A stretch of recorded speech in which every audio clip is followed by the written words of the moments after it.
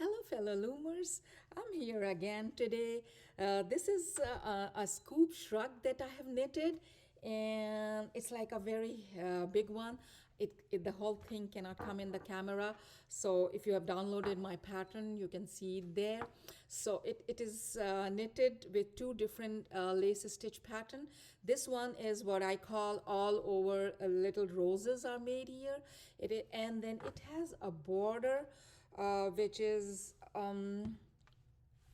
this it is a check, and it lies flat. You see there is a part of it which is knit, and then there is a block of garter stitch with eyelets running diagonally.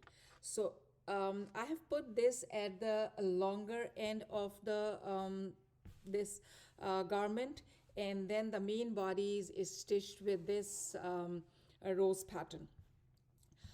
Now, an important thing I would like to draw your attention that this is stitch pattern that is you can see it is a check pattern. It's not even basket, but it's checked, and a lacy check.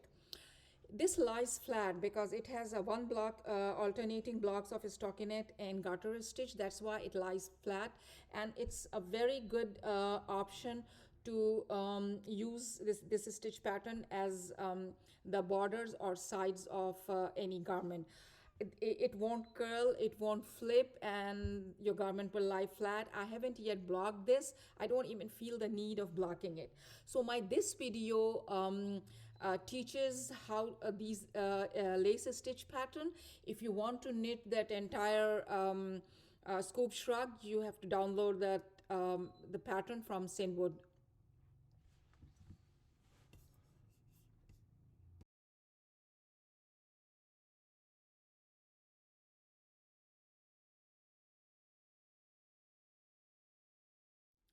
Here goes the pattern.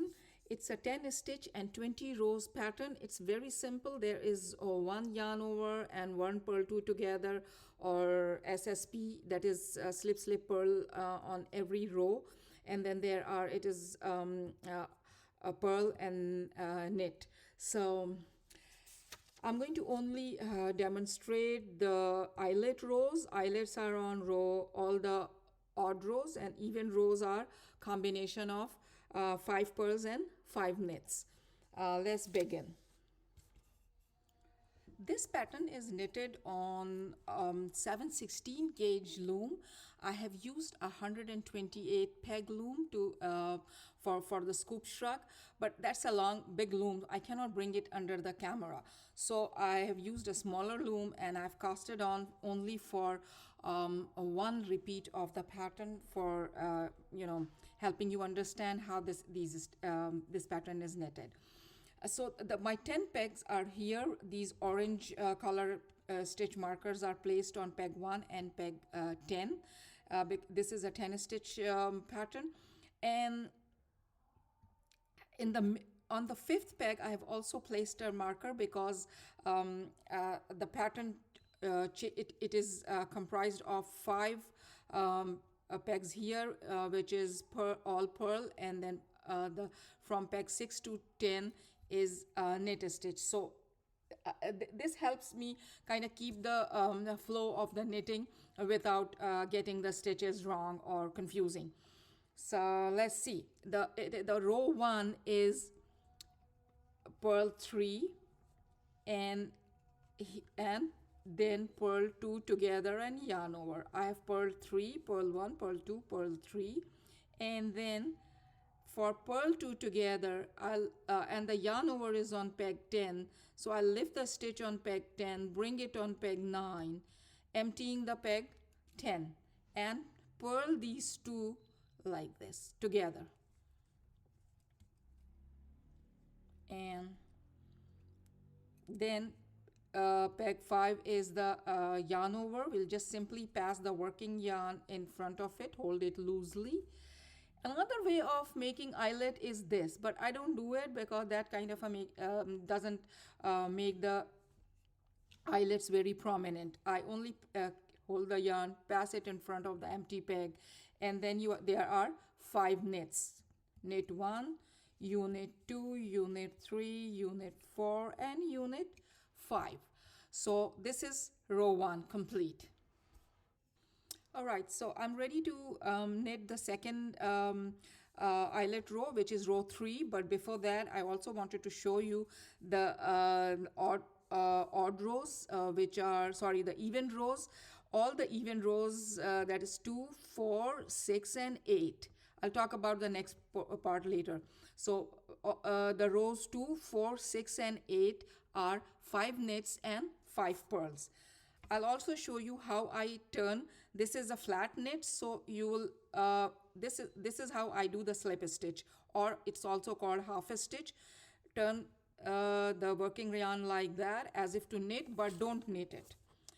And then this is my edges, so edges are knit, and I have left 4 stitches on each side of this pattern. But the actual pattern has, I guess, 3 or maybe 4. So it is knit 5, knit 1, knit 2, knit 3, 4, and 5, and then purl 5. So this row is same in this is row 2, but row 4, 6, and 8 are same. Purl 3, purl 4, 5, purl 5, and this is my edge stitch sides, which are just you don't have to bother about this. And now I'm ready to knit the row 3, which is purl 2, and yeah, so row 3 is purl 3, purl 1, sorry, purl 2, purl 2, and then purl 2 together. We'll do the same thing. Eyelet is on peg 4, so bring the stitch, lift the stitch from peg 4, bring it on peg 3, place it on peg 3, and purl 2 together. Scoop both the stitches like this, hold the yarn in your left hand and purl it. Peg 4 is yarn over, and peg 5 is another purl. Okay, it is purl 2, yarn over, purl 2 together, yarn over, and then purl 1. And peg 6, 7, 8, 9, 10 are unit 1, 2, 3, and 4, 5. So okay, I'm knitting eyelet row 5. So eyelet row 5 is purl 1 and then purl 2 together, and then there are purl 2, yarn over, and then purl 2. And it was a check, so this whole, the other half of the 10 is, that is 6, 7, 8, 9, and 10 are units. Row knitting row 7 now. Row 7, on row 7, the first peg is purl 2 together, yarn over is on second peg of the pattern, 10 pattern repeat.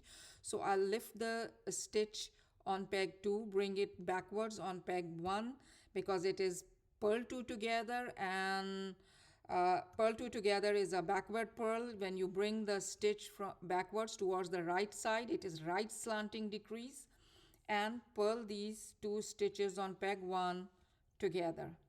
Pass the working yarn in front of the empty peg and purl the next 3 stitches. Purl 1, purl 2, and purl 3, and don't tug or pull at your working yarn. And then from peg 6 to 10 is knit 1, knit 2, knit 3, knit 4, and knit 5. So I have knitted until row 10 now. Row I already, in my previous slide it was row 7. Now row 8 is knit 5 and purl 5. Row 9 was all purl, or all knit, the entire row was knit, and row 10 was purl. Now you just notice that it is the same pattern from 1 to 8 that is now flipped on the left side of the that entire big pattern.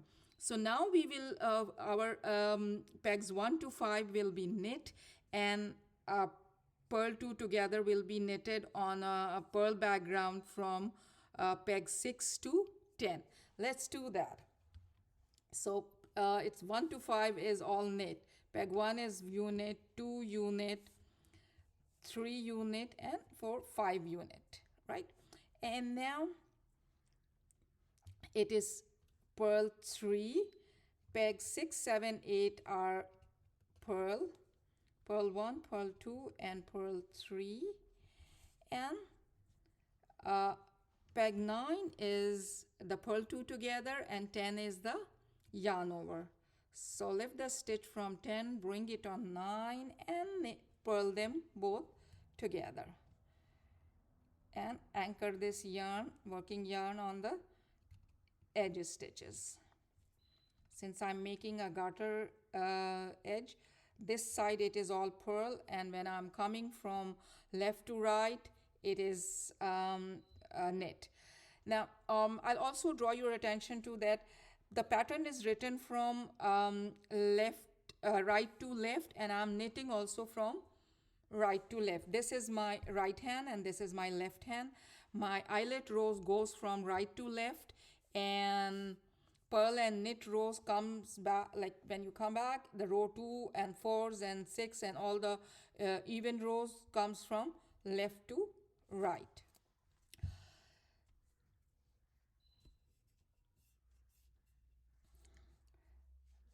This is row 13 now.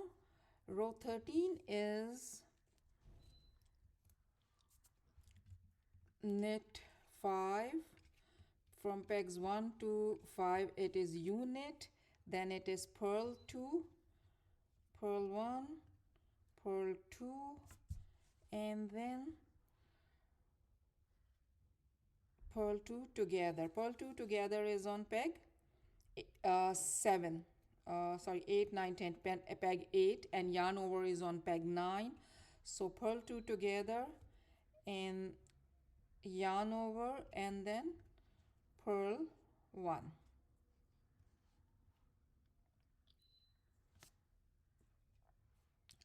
So row 13, knitting row 15 now. Row 15 is knit 5. So unit 1, unit 2, unit 3, unit 4, and unit 5, and there is 1 purl, and peg 7 is purl 2 together. So I'll bring a stitch from peg 7, peg 8 to peg 7, and purl these two together, and then purl 2, purl 1, purl 2, and this is the last eyelet row, the row 17. It is knit 5 units, and then the peg 6 is the purl 2 peg. So bring the stitch from peg 2 to peg 1 and purl them together. Peg 2 is empty, peg 7 is empty for yarn over, and then 3 purls. So peg 8 is purl, peg 9 is purl, and peg 10 is purl.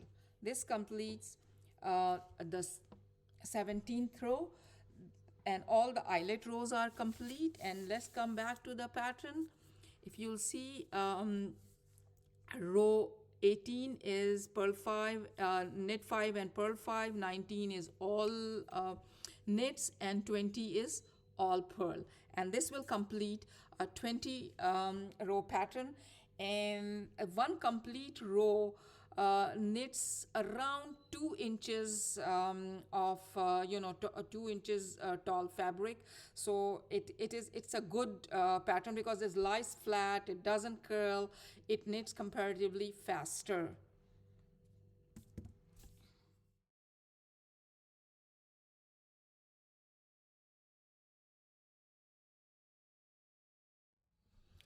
Now, once you knit the border of this shrug, the shrug will primarily be knitted like a huge square. Like we knit the granny square, it's something similar to that. And I have knitted it on 128 peg 716 gauge loom, which basically gave me 38 inches of these edges, and the edges are made on both the sides. So these border like knits are made, and then the rest of the body is made up of knitted with these roses. So my next pattern that I'm going to demonstrate are how to knit these roses. This is the simplest of the knit that you can learn, and it can be used for knitting many different items. You can do it on sweaters, you can knit this in blankets and stoles and shawls. If there is a very elaborate border, then this can be used as filler. It is a pattern that is, here is the pattern for it. It's 12 rows and 12 stitches and 20 rows, and it's like very easy. There is only two different kind of eyelet rows, and which is this CDD, a CDD like on row 2 and row 6 and row 12 and row 16. And then there are these SSK and K2 tog on rows 4 and 14. So let's see, start knitting them. So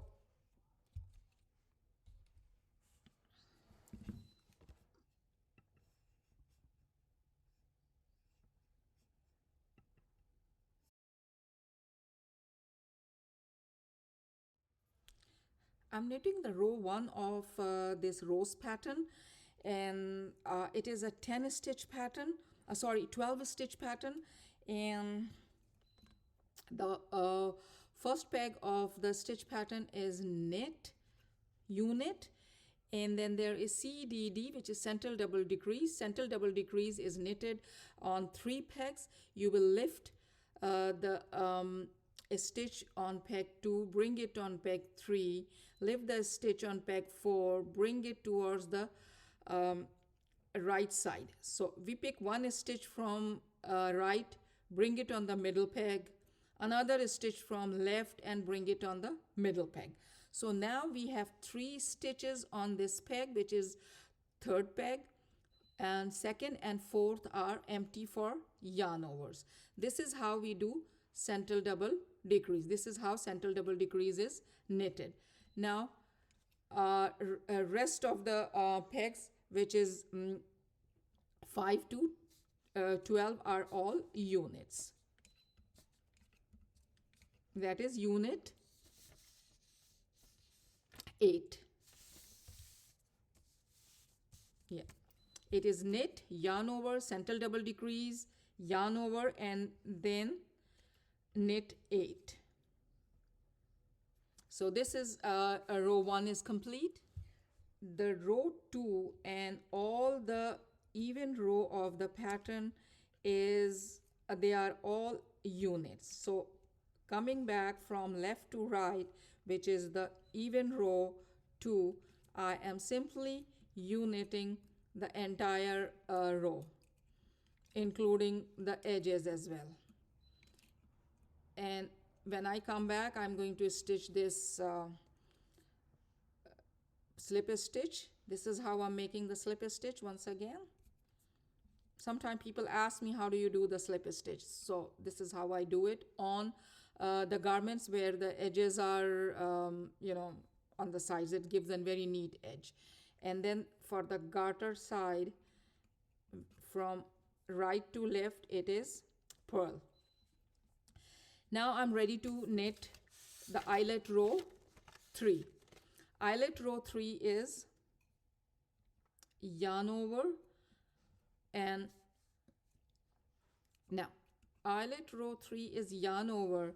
So we will lift this stitch on peg 1 and bring it and put it back on the one of the one of the stitches on the sides.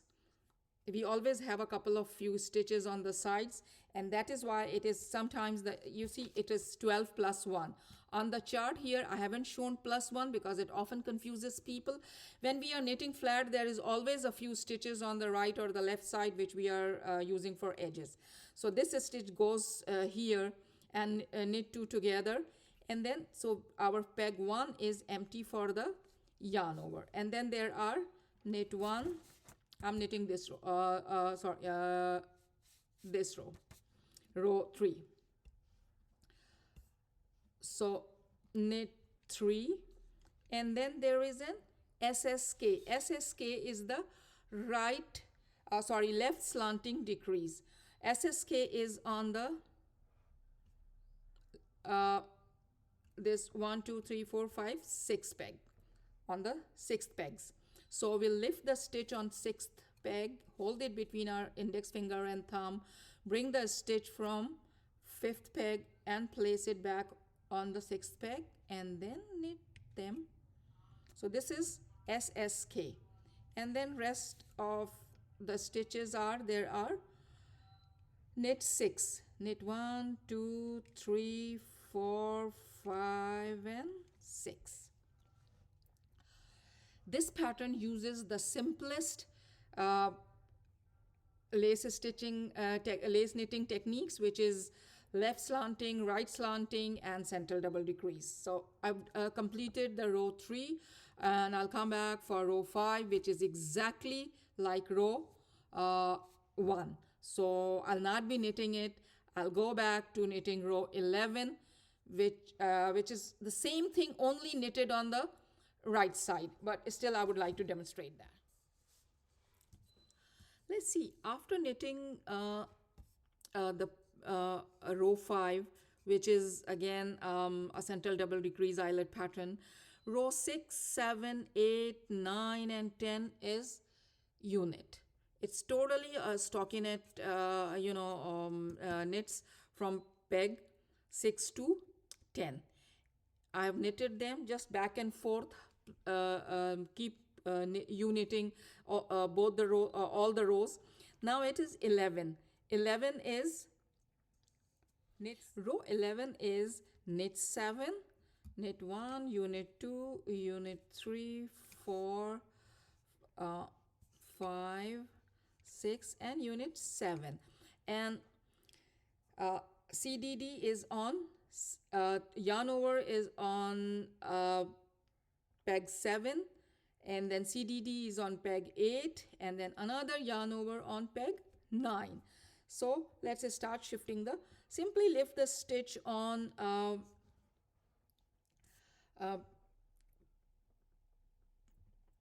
peg 8, bring it on, then eyelets are on peg 8, CDD, that is central double decrease, is on peg 9, and another yarn over on peg 10.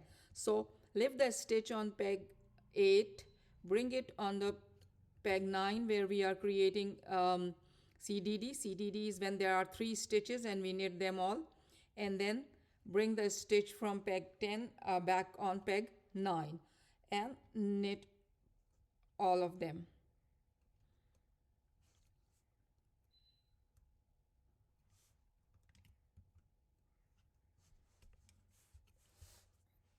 Yarn over and then knit 2, knit 1 and knit 2. This completes the row 11. Knitting row 13 now. Row 13 is knit 5, so you knit 5, and then there is knit 2 together on peg 6, and 7 is a yarn over. So lift the stitch on peg 6, bring the stitch from 7 to back in 5 and knit them together, yarn over, and then there is knit 3, unit 1, unit 2 and unit 3.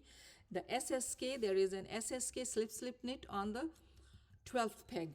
So lift the stitch on 12th peg, bring the stitch from 11th peg to 12th peg and knit them. So it is slip knit, which is the right left slanting decrease. This completes the row 13. Now I've knitted the 13th row.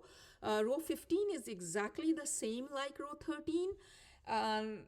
So once you knit that, there are row 16, 17, 18 and 19, 20 are all units back and forth, and that is what you will keep repeating until the garment reaches the length that you desire.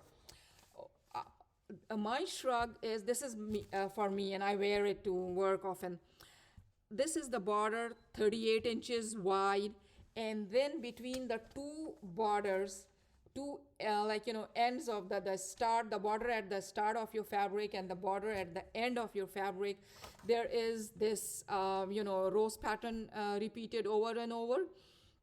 So this fabric is 38 inches wide and 40 inches, maybe 40 or 41 inches long. And I'll show you. This is how we are going to fold and stitch this shrug. I've taken a small squarish piece, because the shrug is so big I cannot bring it under the camera and show you how I fold. So I've taken a smaller square so I can demonstrate how to fold it. So imagine this is your 38 inch and 38 inch wide and 40 or 41 inches long squarish fabric. This is one end and this is another end. This one is where the garter and the check border comes, and this end is where the check border comes, and everything in between is the and all this rose pattern is in the middle. You're going to just fold it in a rectangle like this, okay? And then measure from the fold 8 inches. This is my for the arms. Measure from the top of the fold 8 inches, and actually you have to put, when you stitch the big part portion into the big fabric into shrug, you have to put all these stitch markers before you start stitching. And now from the edge until this stitch marker, you're going to use the blanket stitch and stitch this portion. So let me put these markers so I can actually give you a little idea of how it looks. I'll put 3 into each side.